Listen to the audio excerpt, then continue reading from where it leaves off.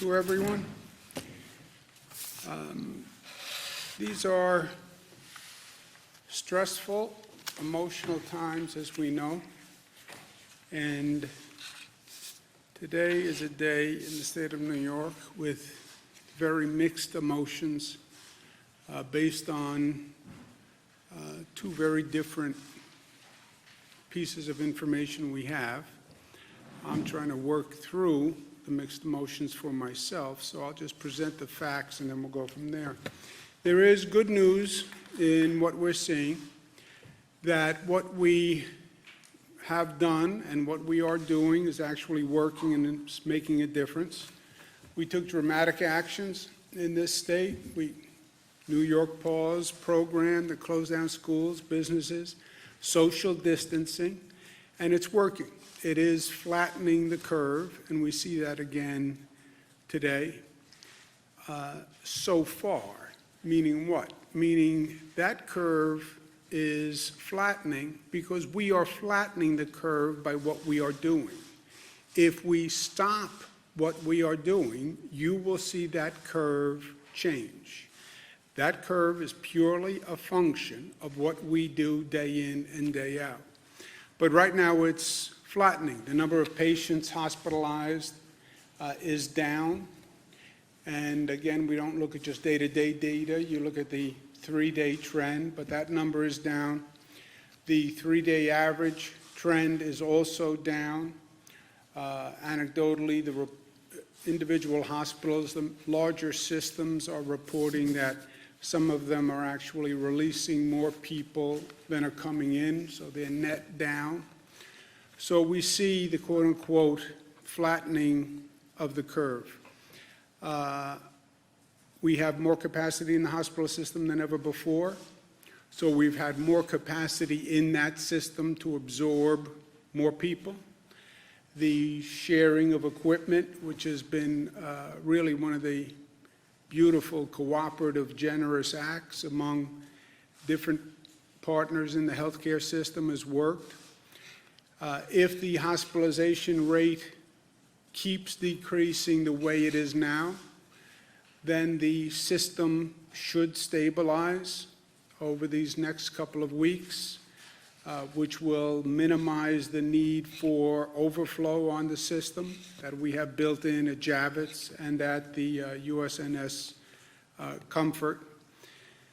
So that is all good news. There's a big caution sign. That's if we continue doing what we're doing. If we continue doing what we're doing. We are flattening the curve because we are rigorous about social distancing, et cetera. So if we continue doing what we're doing, then we believe the curve will continue to flatten.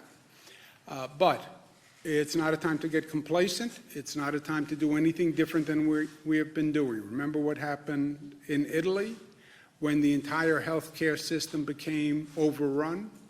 So we have to remain diligent. We have to remain disciplined going forward. But there's no doubt that we are now bending the curve, and there's no doubt that we can't stop doing what we're doing. That's the good news. The bad news isn't just bad. The bad news is actually terrible. Highest single-day death toll yet, 779 people. When you look at the numbers on the death toll, it has been going steadily up, and it reached a new height yesterday. The number of deaths, as a matter of fact, the number of deaths will continue to rise as those hospitalized for a longer period of time pass away. The longer you are on a ventilator, the less likely you will come off the ventilator. Dr. Fauci spoke to me about this, and he was 100% right. The quote-unquote lagging indicator between hospitalizations and deaths. The hospitalizations can start to drop. The deaths actually increase because the people who have been in the hospital for 11 days, 14 days, 17 days pass away.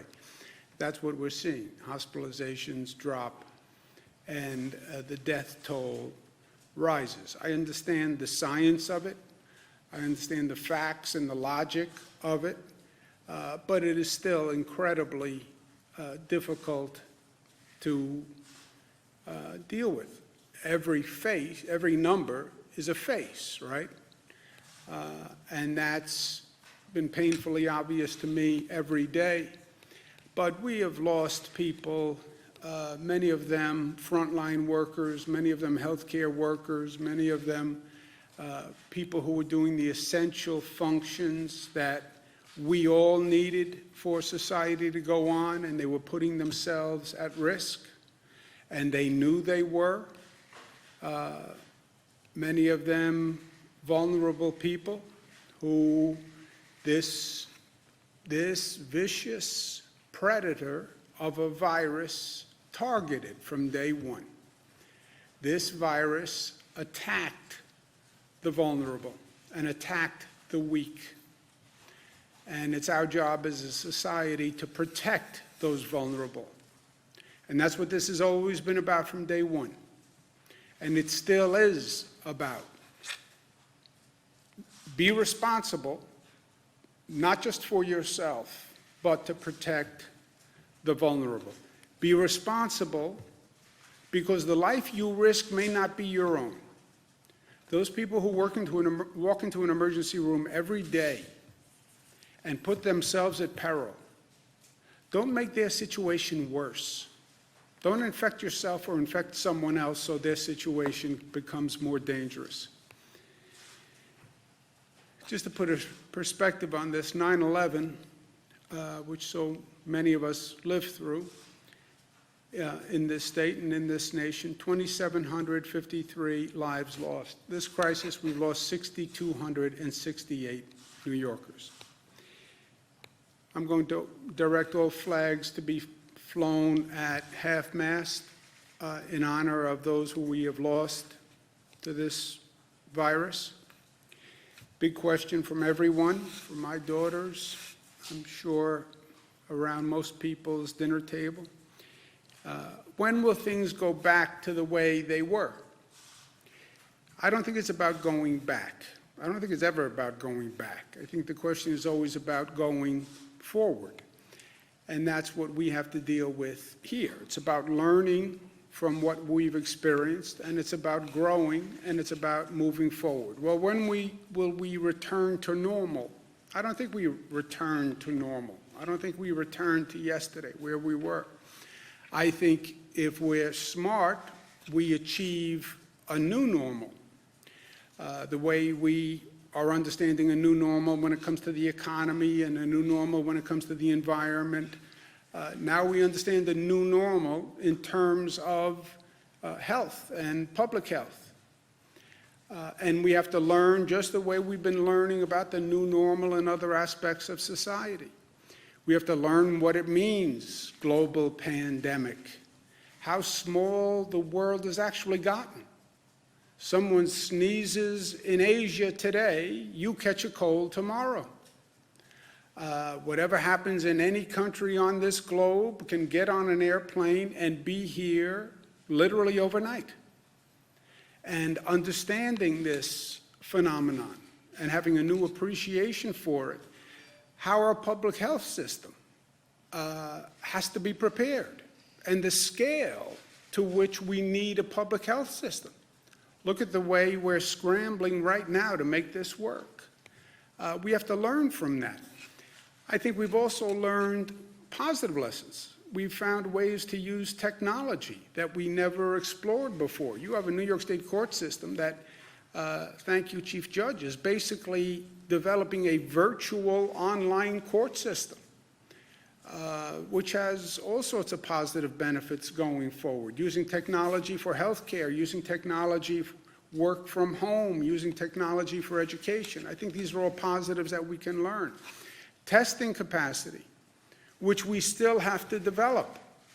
That is going to be the bridge from where we are today to the new economy, in my opinion.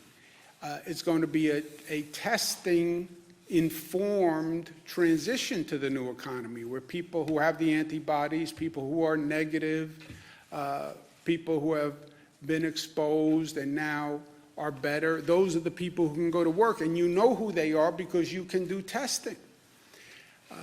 But that we've all developed a sense of scale over the past few weeks in dealing with this.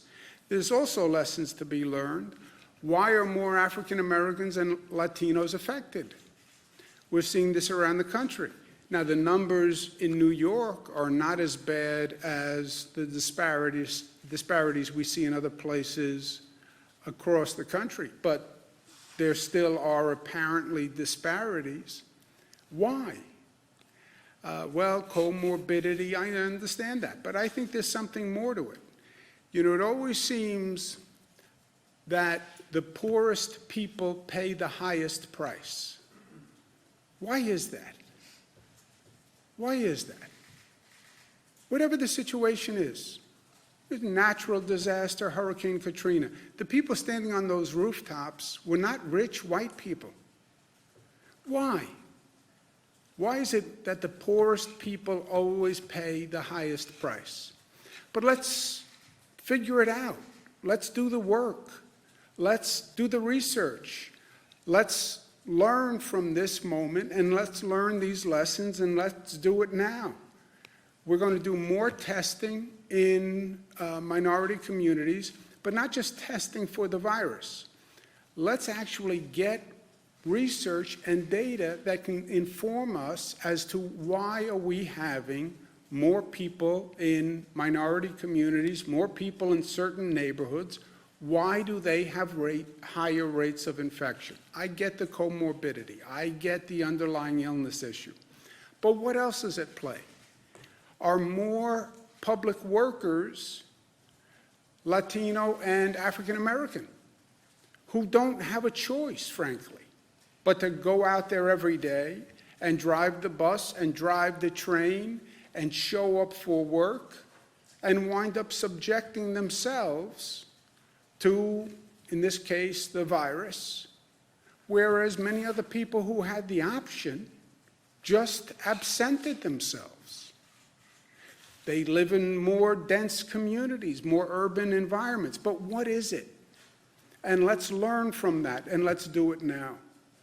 I'm going to ask our SUNY Albany Chief, Dr. Javidan Rodriguez, to head an effort to do it right now. We'll do more testing in minority communities now, with more data research done now. So let's learn now. Department of Health will be doing it along with Northwell. But let's learn these lessons now. We're also going to make an additional $600 payment to all unemployed New Yorkers. The federal government says they will reimburse us for it, but people need money now in their pocket. So New York will be doing that immediately. We're also extending the period covered by unemployment benefits for an additional 13 weeks, goes from 26 weeks to 39 weeks, so that should be a relief. On voting, I've seen lines of people on television voting in other states. This is totally nonsensical. God bless them for having such diligence for their civic duty that they would go stand on a line to vote, but people shouldn't have to make that choice. And where, by executive order, all New Yorkers can vote absentee on June 23rd, primaries coming up. I want to say thank you to the many places and people who are working with the state of New York. Mercury Medical donated 2,400 BiPAP machines. BiPAP machines are technically not ventilators, but they can be modified to effectively ventilate, even though they're not ventilators, and we're using them. They were brought up from Florida. Thank you very much, JetBlue, for doing that. I also want to thank Oregon and Washington State and California for freeing up ventilators. I want to thank the direct care workers who are doing a fantastic job, and they're doing it every day. I want to thank the state workers who are showing up and doing a great job every day, every first responder. This has been a long battle, and it's going to go on, but I want them to know how thankful we all are of them for what they're doing. I want people to remember that we're flattening that curve, and if anything, we double down now on our diligence. We're going to start a social media campaign. Who are you staying home for, right? It's not about staying home for yourself. Stay home for others. Stay home for the vulnerable people who, if they get this virus, are in a really bad place in life.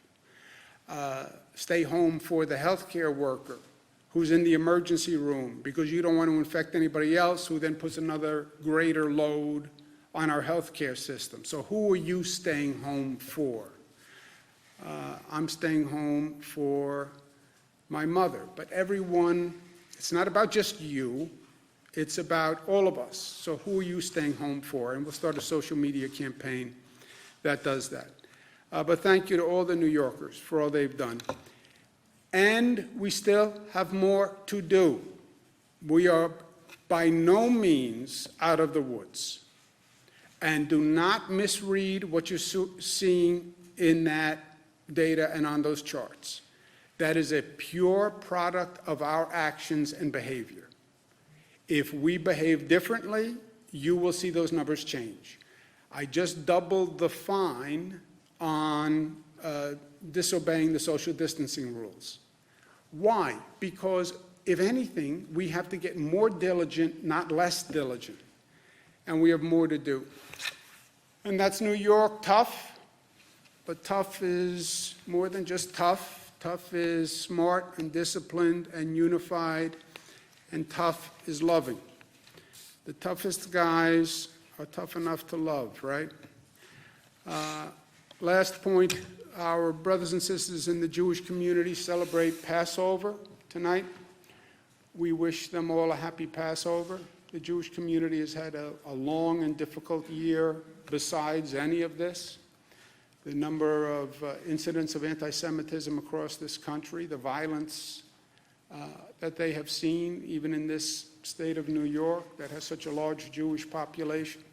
So we wish them all well on Passover. And the message of Passover, I know, helps me today, and I offer it to others to consider.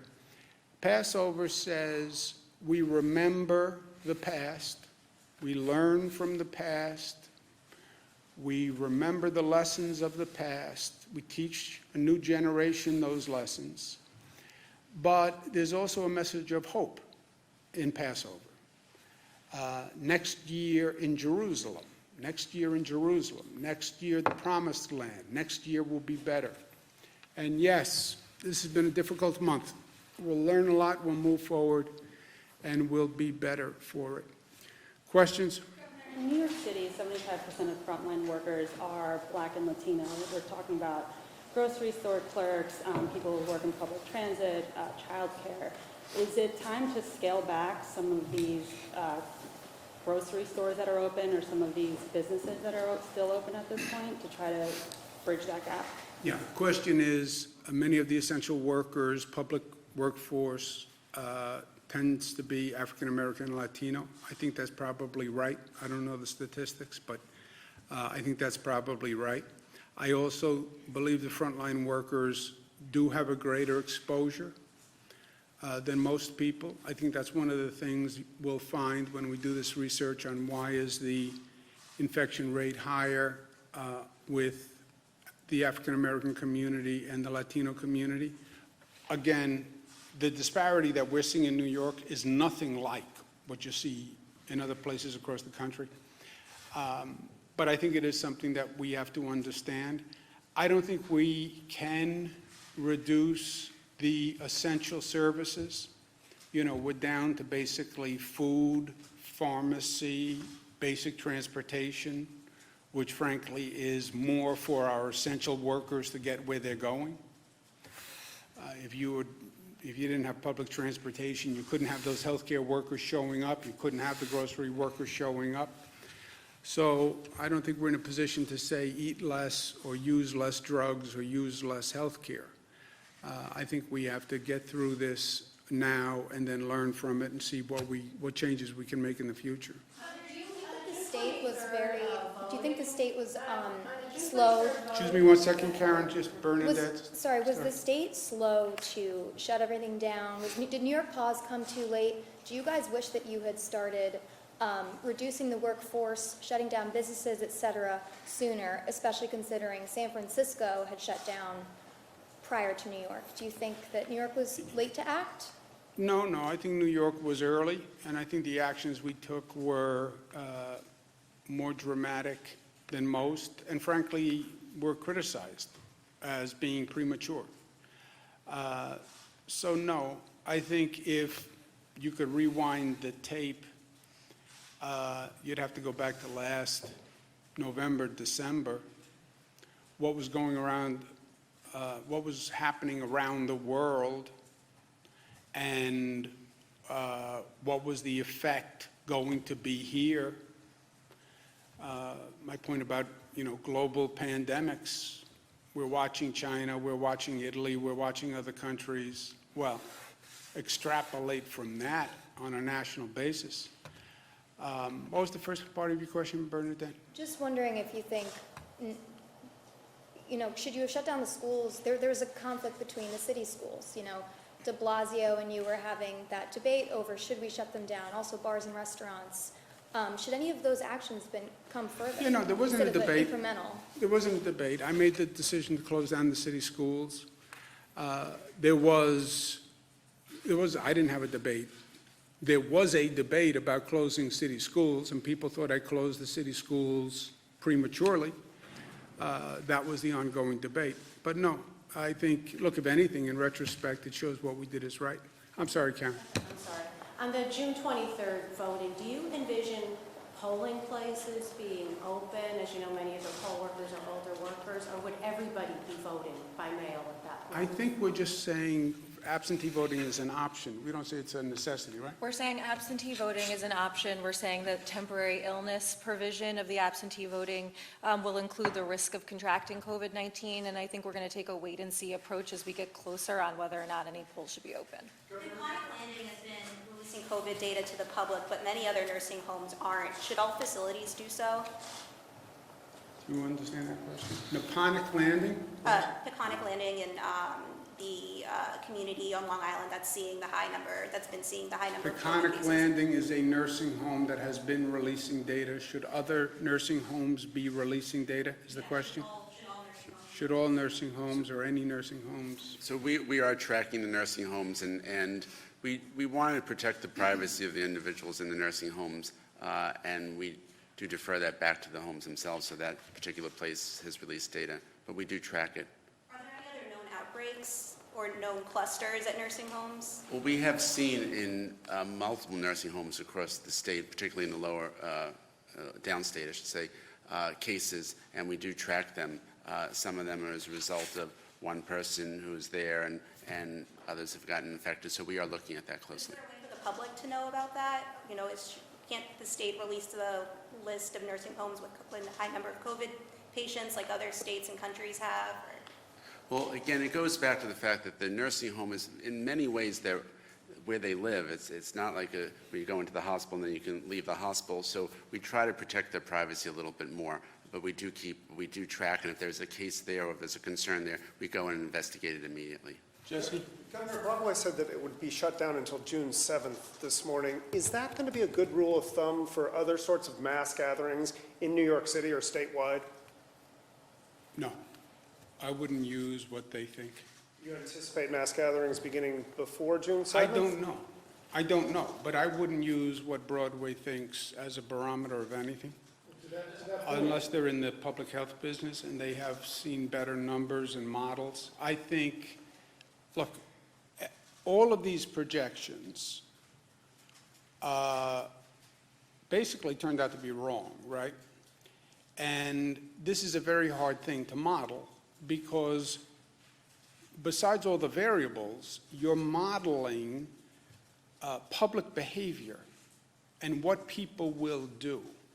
If you go back and you look at even models that were put out in January, they all had a premise about how effective social distancing would be, what percent of the population would actually comply with social distancing, et cetera.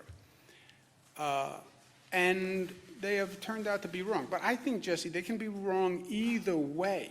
You know, I'm more worried about people saying, oh, well, the number of cases is coming down, it's now safer. It's not. It's not. I'm more afraid of the number changing and the curve changing because people read something into it that's not there. If you reduce that compliance on social distancing, you'll see those numbers go up within days. Literally go up within days. So, no, I take it one day at a time, look at the data for the day, look at the numbers for the day, and then make a decision. Well, 2 weeks, look, we only went to April 29th, right, with the school closing. We extended everything until April 29th on the school closing, New York pause. Even that's a projection. I wouldn't go past that. Yeah, but what about other areas of the state? We obviously see concentrations on Long Island, and Stephen, downstate, and Hudson Valley, but there are other places where we haven't seen these cases. Do you foresee opening schools, opening non- You haven't seen these cases yet, Jimmy, and be careful of tense, and be careful of counting our chickens before they hatch. We haven't seen cases yet. We are in the midst of this. Don't start doing a retrospective like it's over, because that's the attitude we have to avoid. You will see more cases in upstate New York. I'll bet you whatever you want to bet right now. You will see more cases on Long Island. I'll bet you whatever you want to bet right now. So we're not through it. It's not over. We are in the midst of it. We have some good news in that what we're doing is working. And by the way, we've all been killing ourselves, right? One way or the other. Isolation, the work of the healthcare system has been phenomenal. People working 24 hours a day, people exposing themselves. The good news is that's showing a benefit and flatten the curve at a lower rate than almost any of the models were projecting, okay? That's the good news. But we are still in the midst of it. And the bad news, the terrible news is, look at how many lives we lost. I mean, it is breathtaking. So the next time we want to think about, we're getting a little complacent, a little cavalier, look at the number of people we've lost. Remember that before you decide to go out of the house because you have cabin fever. But what sort of metric, what metric would you be looking at, or Dr. Zucker, or any of you, to make that sort of decision? What would be the tipping point, so to speak? Look at the infection rates, Jesse. That number has to come down on the other side of the mountain. The number of infection, new cases going into a hospital, the infection rate has to come down to a point where you believe the isolation of the vulnerable, the other measures we're taking, is enough to start to reopen. And then how do you reopen? It's not just going to be about Broadway theaters. Before you go to Broadway theaters, people are going to say, when can I go back to work? When can I go back to school? When are the other essential services going to open? You know, before they go to a play, there's going to be a lot of other questions that they're going to ask. And that's going to be a function of numbers. Frankly, I would like to do that on a regional basis with Connecticut and New Jersey, because this is a regional workforce. So I stay very close to Governor Murphy and Governor Lamont on those decisions. I don't believe in these geographic distinctions in these situations, right? There is no New York City. There's New York City, there's Nassau, there's Suffolk, there's Westchester, there's Rockland, right? The virus doesn't stop at a border, and these decisions are regional in nature. So now, Broadway obviously is a microcosm, but the overall decisions are all in a regional context, and I think it's going to be the numbers, and when are the numbers low enough that it is safe? But that number necessarily wouldn't need to be zero, is what you're saying. It could just be low enough that... Yes, I don't think it has to be zero. I don't think it may never be zero. It may never be zero. And you have to watch this, when will we go back to normal? You think there's ever going to be a morning that I wake up again in my life not worried about this in the back of my mind? You don't think we're all going to worry about now, is there a second wave? You don't think we're all going to worry about now when somebody sneezes in Asia, how long until that cold comes here? No, but I would not, zero, I don't know that we ever get back to zero. Doctor, you want to mention something? I concur 100%. What about hospital capacity? Are we? Well, let's just go ahead. Governor, we're hearing that hospitals in Queens, that they don't have the blood gas machines or cartridges, which are critical for operating them. Also, if hospitals do have ventilators, do they have enough operational technicians to operate them? Do they have enough operational technicians? They must, because somehow they've been working. I don't know what the exact operating technician is for a ventilator, but I have not heard that. I've talked to all the hospitals every day for the past couple of days to find out what's going on, what they need, and the heads of the large hospital systems. Nobody's mentioned that to me. We have over 100 hospitals on the phone, so. What was the first part of your question? Blood gas machines or cartridges? Blood gas machine cartridges. Yeah. Dr. Zucker is an expert on blood gas machine cartridges. He gave me some for my birthday last year, actually. He said, just in case, I didn't know what he meant at the time. And now I know. And he's going to give me a ventilator this birthday, so I'm going to put it all together. Go ahead, you want to ask the So blood those gas are part of the supplies to run the point-of-care testing, which is a blood gas, the lab test that we do at the bedside. And if there is a decrease in supplies, we are looking into all of them to get them to the hospitals that are needed. I knew that answer, by the way. I knew what a blood gas cartridge was. I wanted the doctor to be able to answer. Hospital capacity, you had projected 110,000 beds. It sounds like if we're nearing the apex or at the plateau, whatever, what number do we have? What do we need these temporary facilities? What are the updates on those numbers? Both in Not terms of full, Mike. ventilators, Not beds, full, Mike, you're right. That's my whole point. We're flattening the curve now below projected peaks because of our behavior. But again, Jimmy, you want to talk about this in the retrospective. There is no retrospective. You're in the middle of it. If you walk in front of traffic on the way home, yes, you're young, you may have a different life expectancy based on your action. We are in the middle of it. I'm not going to say to anyone, right now you've seen a little flattening. That's all you've seen. You've seen 4 or 5 days of flattening. Oh, it's flat. No, you have 4 or 5 days of flattening. You could have tomorrow morning we wake up and the number is back up. So I'm not willing to say, because it's not true, that any of this is over or anything has been accomplished, because this is just a small snapshot in time where we are. At this rate, we are below projected numbers. Governor, are you worried? Peak projection, what is the number of beds we have now, and what is the number of patients? There is no in new those beds? peak projection. There is no new peak projection. Listen to what I'm saying. Nobody is saying we peaked. We have flattened the curve for this period of time.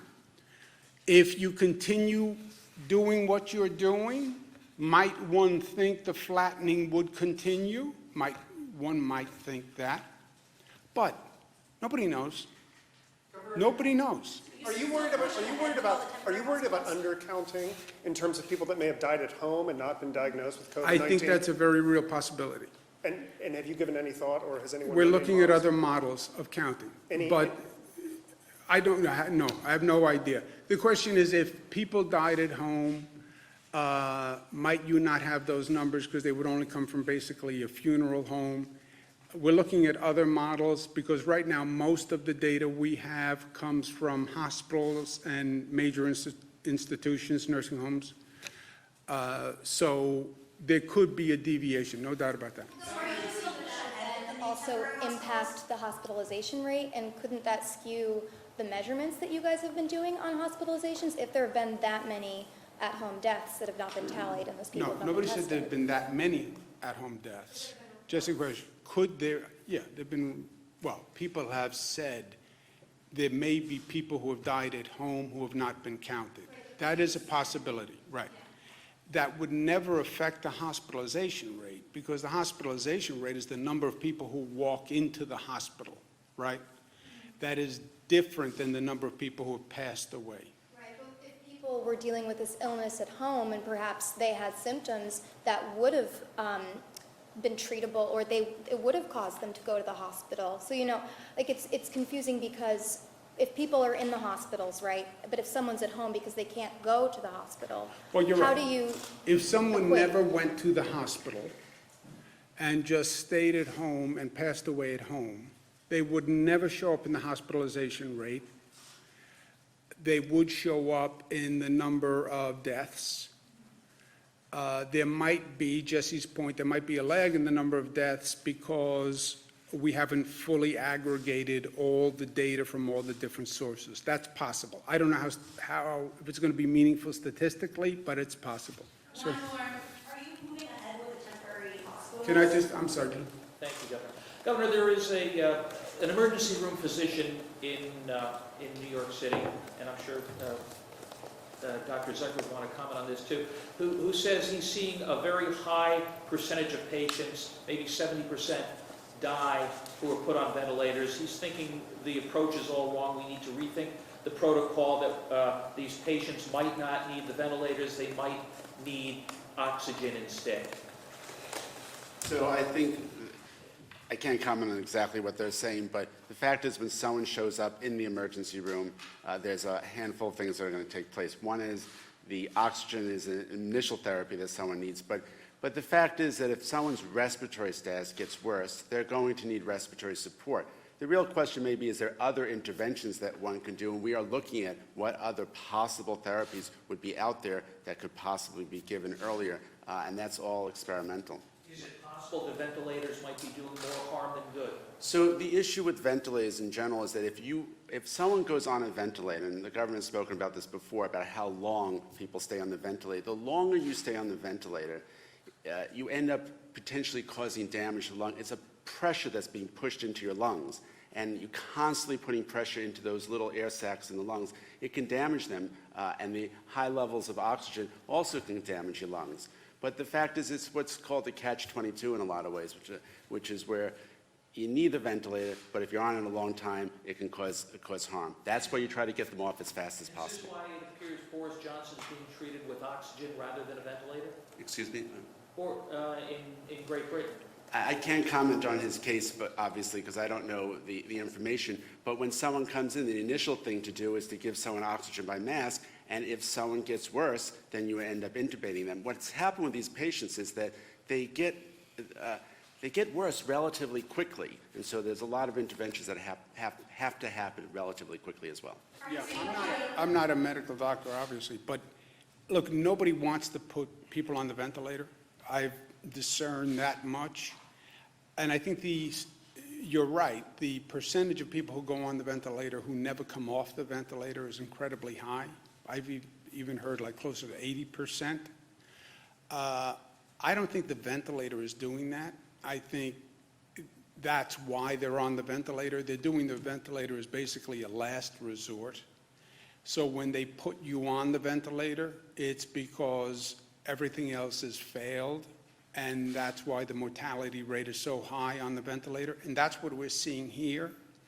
That death rate is going up because it's the people who have been on a ventilator 7 days, 10 days, 15 days, and they're passing away. So when we had that big increase in hospitalizations about 10 days ago, 2 weeks ago, that big spike in hospitalizations, what we're seeing is the people who went into the hospital on that day, 10 days ago, 12 days ago, who didn't get better, who was put on a ventilator, is now passing away. And that's what's driving this death toll. And look, that number, what's even making it more depressing and distressing, that death toll probably will be this high or near this high or even higher for the next several days, because it's the coefficient of the high hospitalization rate from 2 weeks ago or so. So when you get up tomorrow morning, the news could be just as bleak. And that's why I'll end where I started, mixed emotions. We are flattening the curve. Thank God. Thank God, thank God, thank God. And thank a lot of good people who have been working very hard. That is a moment in time. Don't get complacent. It's what we're doing that's working. Keep doing it. That's the good news. And that good news has a big caveat. We're still in the midst of it. Don't get complacent. You start acting different, you'll see that number change in 27 minutes. That's the good news. The bad news is we have had a record number of deaths. I mean, I went through 9/11. I thought in my lifetime I wouldn't have to see anything like that again. Nothing that bad, nothing that tragic. I remember the number of funerals after 9/11. I remember the grief after 9/11. That this should literally eclipse that in terms of numbers of dead in this state, it's almost unimaginable to me.